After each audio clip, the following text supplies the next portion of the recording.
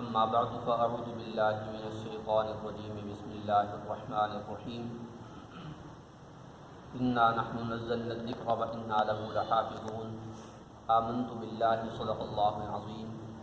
ان اللہ وملائکتہ یصلون علی النبی یا ایہا الذین آمنوا صلوا علیہ وسلموا تسلیما اللہم صل علی سیدنا ومولانا محمد معدن الجود والکرم وآلہ واصحابہ وسلم صلاۃ و سلام علیک یا سیدی یا رسول اللہ وعلی آلک و اصحابک یا حبیب اللہ۔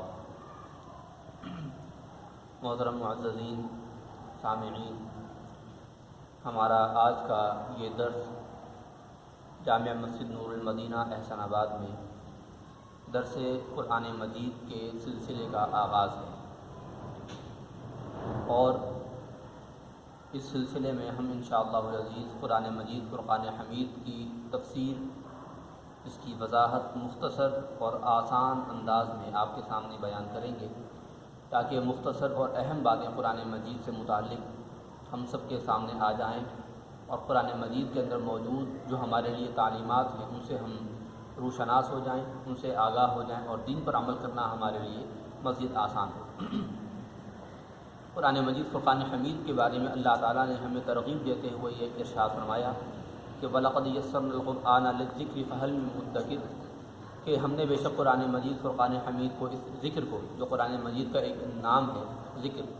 تو ہم نے اس ذکر کو، اس قرآن مجید کو، اس کلام کو آسان کر دیا ہے پڑھنے کے لیے۔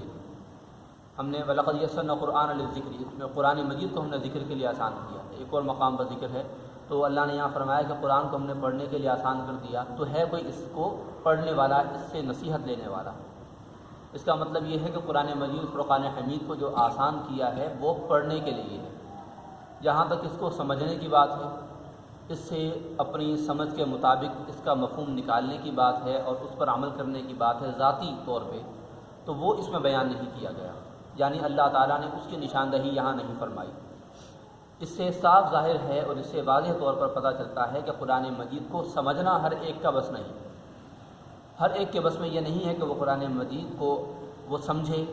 اس کے اندر سے اس کے اثرات اور رموز کو نکالے اور پھر آگے اس کو بیان کرے یا اس پر عمل کرے۔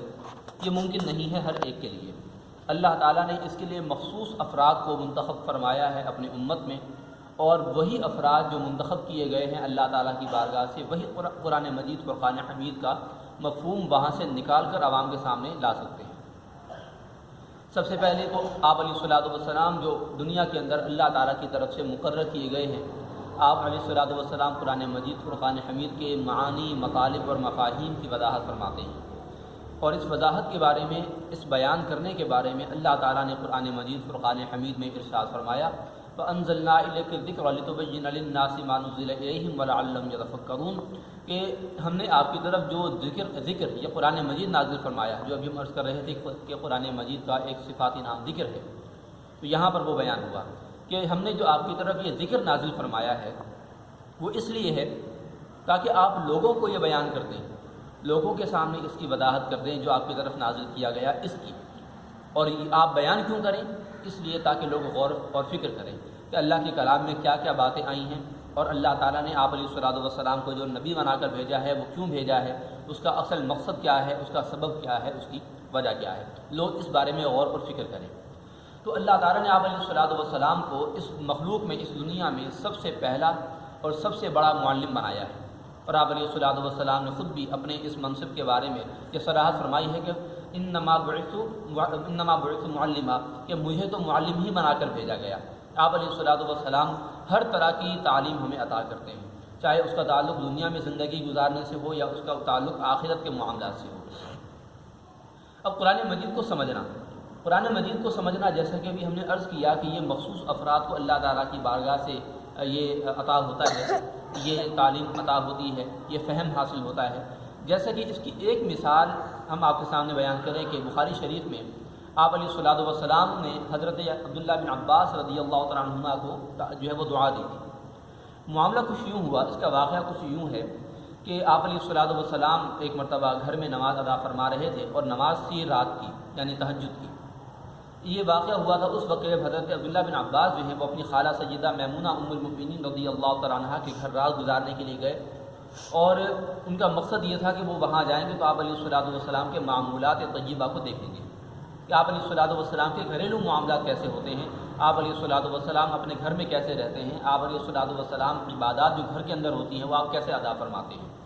یہ سب معاملات دیکھنے کے لیے اور سیکھنے کی غرض سے وہاں رات کو رک گئے۔ تو ایک یہ حدیث شریف اور ایک ترمذی میں بھی ایک روایت ہے، لیکن وہ کسی اور مضمون سے متعلق ہے۔ تو اس میں یہ ہے کہ جی ابن عباس جو وہ رات گزارنے کے لیے رکے، رات کو سوئے نہیں، جاگتے رہے۔ آپ علیہ الصلوۃ والسلام رات کے اپنے مخصوص شیڈیول کے مطابق آپ رات کو ایک وقت میں اٹھے، آپ نے وضو فرمایا اور نماز کے لیے کھڑے ہو گئے۔ ابن عباس کہتے ہیں میں بھی اٹھا، میں نے دیکھا، میں اٹھا اور میں نے وضو کیا اور آپ علیہ الصلوۃ والسلام کے پیچھے کھڑا ہو گیا۔ آپ علیہ الصلوۃ والسلام کے پیچھے جب کھڑا ہوا تو آپ علیہ الصلوۃ والسلام کو محسوس ہوا کہ میں پیچھے آ گیا ہوں۔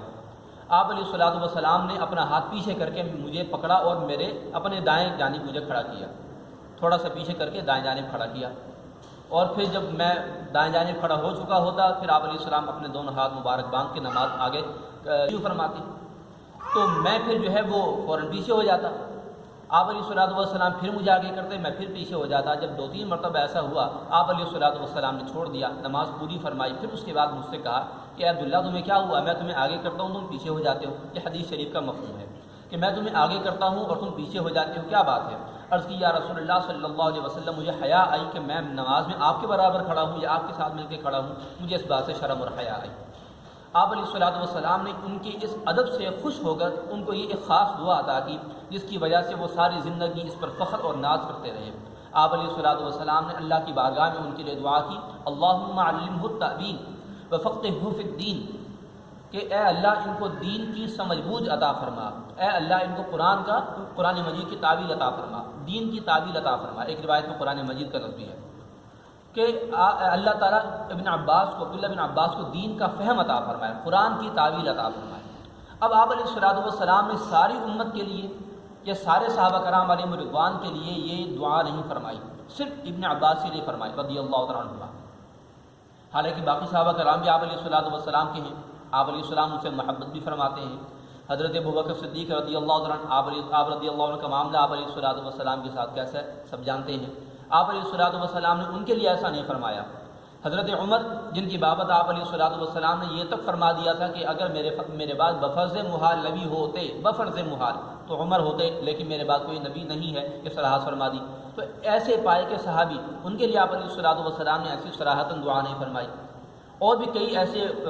صحابہ ہیں، حضرت عبداللہ بن مسعود جن کو افقہ الصحابہ کہا جاتا ہے، صحابہ میں سب سے زیادہ فقیہ، اور حضرت علی جو اقداہم ہیں یعنی صحابہ میں سب سے زیادہ قاضی ہیں، سب سے بڑے قاضی ہیں، حضرت ابی بن کعب اقرأہم ہیں یعنی سب سے بڑے قاری ہیں، ان کے لیے آپ علیہ الصلوۃ والسلام نے صراحت کے ساتھ یہ دعا نہیں فرمائی۔ اس سے مقصود معاذ اللہ یہ نہیں ہے کہ کسی صحابی کی شان کم ہوئی ہے، کسی کی صحابی کی شان بڑھ گئی، یہ معاذ اللہ مراد نہیں، نہ ہی یہاں پر تقابل مراد ہے۔ سمجھانا صرف یہ مقصود ہے کہ قرآن مجید کا فہم، دین کا فہم، اس کے لیے اللہ تعالیٰ مخصوص افراد کو ہی منتخب فرماتا ہے۔ اللہ تعالیٰ کسی کو یہ ملکہ عطا فرماتا ہے، کسی کو یہ شان عطا کرتا ہے کہ وہ کلام اللہ کو سمجھ سکے۔ یہی ابن عباس رضی اللہ تعالیٰ عنہما ہیں، یہ فرماتے تھے کہ اگر میرے اونٹ کی رسی بھی کہیں گم جائے تو میں کتاب اللہ سے اس کو نکال کے سمجھ کے نکال سکتا ہوں اس کو۔ یہ ابن عباس کی شان ہے رضی اللہ عنہ، اونٹ کی رسی۔ اب اس کا ذکر ہمارے خیال میں قرآن مجید میں کہاں سے ہو سکتا ہے، لیکن وہ ابن عباس ہیں، ان کو صحابہ کرام جو ہے وہ حبر ان کو ترجمان القرآن کہتے تھے۔ حضرت عبداللہ بن مسعود کی بات ہے یہ، اور حضرت عبداللہ بن عمر کی بھی بات ہے۔ ایک مرتبہ ان کے پاس ایک صاحب آئے اور ایک آیت کے متعلق پوچھا کہ اللہ تعالیٰ نے قرآن مجید میں جو فرمایا ہے کہ ہم نے قرآن مجید میں رت کو فرما دیا، را، تا اور قاف، یہ تین حروف پر مشتمل یہ لفظ ہے، اس کا مطلب کیا ہے؟ ففتقناہما، یہ اس طرح کے الفاظ قرآن مجید میں جو آئے ہیں اس سے کیا مراد ہے؟ تو آپ نے بھیجا عبداللہ بن عباس کے پاس، اس شخص کو، اس صاحب کو، کہ آپ ان کے پاس جائیں اور ان سے اس آیت کی بابت پوچھیں کہ اللہ تعالیٰ کے اس فرمان سے کیا جو ہے مراد ہے، کیا مطلب ہے اس فرمان کا، اللہ تعالیٰ کے فرمان کا۔ تو جب آپ وہاں گئے، وہ صاحب وہاں پر گئے حضرت عبداللہ بن عباس رضی اللہ تعالیٰ عنہما کے پاس، یہ آیت ہے کہ اولم یری الذین کفروا ان السماوات والارض کانتا رتقا ففتقناہما، کہ کیا کافروں نے یہ نہ دیکھا کہ زمین اور آسمان پہلے رتق تھے، پھر ہم نے ان کو فتق بنا دیا۔ اب یہ فتق اور رتق ان کا معنی کیا ہے؟ عبداللہ بن عباس کے پاس گئے تو انہوں نے کہا کہ اللہ تعالیٰ کے اس فرمان میں رتق اور فتق کا معنی یہ ہے کہ آسمان جو ہے پہلے بالکل بند تھا، تو یہ اور اسی طرح جو زمین ہے یہ بھی بند تھی، یعنی نہ آسمان سے کچھ آتا تھا نہ زمین سے کچھ نکلتا تھا۔ تو اللہ تعالیٰ نے آسمان کو بالکل جو ہے وہ آزادی دے دی پانی برسانے کے لیے، پانی برسانے کی اجازت دے دی۔ زمین کو اللہ تعالیٰ نے اس قابل بنا دیا کہ وہ اپنے اندر سے لوگوں کے لیے نعمتیں نکالے۔ تو یہاں پر یہ مراد ہے یعنی پھاڑنا۔ آسمان کو اللہ تعالیٰ نے یا بادلوں کو اللہ تعالیٰ نے بارشوں کے لیے کھول دیا، زمین کو اللہ تعالیٰ نے جڑی بوٹیاں، نباتات، پھل پودے وغیرہ نکالنے کے لیے اس کو کھول دیا۔ تو یہ اس کا معنی ہے۔ تو وہ صاحب یہ بات سن کر، یہ مسئلہ سمجھ کر حضرت ابن عمر کے پاس واپس آ گئے، کیونکہ ابن عمر نے کہا تھا ان کے بعد ان سے پوچھو، پھر ان سے پوچھ کے مجھے بھی بتانا۔ ابن عمر کے بعد وہ سب صاحب واپس آئے اور کہا کہ جی وہ میں ان کے پاس گیا تھا ابن عباس کے پاس، اور انہوں نے اس آیت کا یہ مطلب بتایا ہے۔ ابن عمر کہنے لگے کہ ہم تو یہ سمجھتے تھے کہ ابن عباس جو ہیں وہ محض اپنی رائے ہی سے وہ قرآن مجید کی بات کرتے ہیں، لیکن حقیقت یہ ہے کہ ان کی رائے کا بڑا جو ہے اعتبار ہے، رائے بڑی وزنی ہے ان کی، اور وہ واقعی نعمت ترجمان القرآن کے وہ واقعی قرآن مجید کا ترجمان اور کتنے اچھے ترجمان ہیں۔ اور یہی بات حضرت عبداللہ بن مسعود رضی اللہ تعالیٰ عنہ بھی فرما چکے ہیں۔ پھر یہی جو آیت ہے اس کے آگے جو اللہ نے فرمایا کہ وَجَعَلْنَا مِنَ الْمَاءِ كُلَّ شَيْءٍ حَيٍّ، ہم نے ہر چیز کو زمین جو ہے وہ پانی سے زندہ کیا، ہر چیز کو پانی سے ہم نے زندگی عطا کی ہے۔ ایک مرتبہ کوئی آپ علیہ الصلوۃ والسلام کی وصال ظاہری کے بعد کی بات ہے، کوئی صاحب کسی بادشاہ کے پاس سے آئے، کسی دوسرے ملک سے آئے،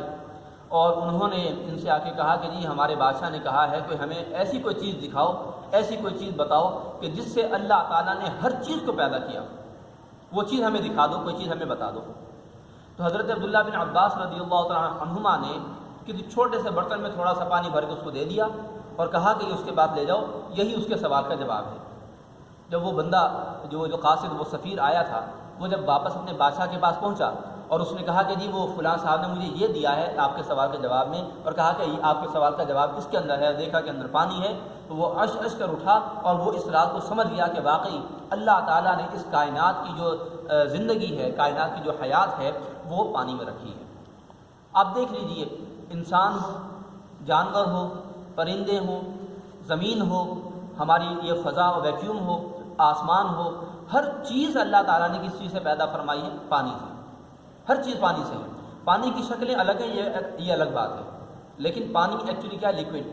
مایا، بہنے والی چیز ہے۔ کبھی گاڑھا ہوتا ہے، کبھی پتلا ہوتا ہے، کبھی درمیانہ ہوتا ہے، یعنی ہر طرح کا اس کے اندر ڈینسٹی موجود ہے، اس کی کثافت بھی ہے، اس کی رقاقت بھی ہے، یعنی پتلا پن۔ اللہ تعالیٰ نے پانی کی نوعیتیں الگ فرمائی، لیکن پانی ہر جگہ بہرحال موجود ہے۔ تو اس سے پتہ یہ چلتا ہے کہ اللہ تعالیٰ نے ہر چیز کو پانی سے پیدا فرمایا۔ یہ ہمارے آج کے درس کا بھی ہم نے بالکل بنیادی جو اہم باتیں تفسیر سے متعلق تھیں ہم نے وہ بیان کی ہیں کہ قرآن